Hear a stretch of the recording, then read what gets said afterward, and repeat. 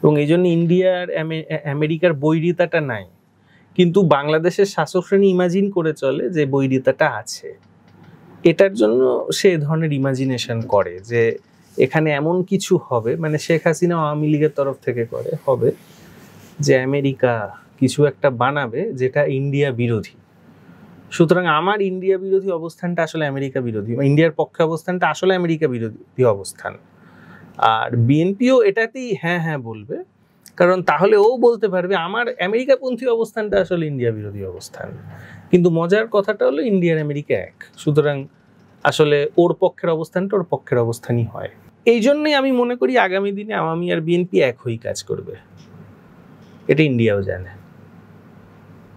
কারণ Anglo Saxon hegemony মানে UK, USA আর India যেহেতু একটা নেক্সাসে আছে, সেই জন্য ইন্ডিয়া জানে যে আওয়ামীকে যেমন আমি ধরে নিয়েছিলাম,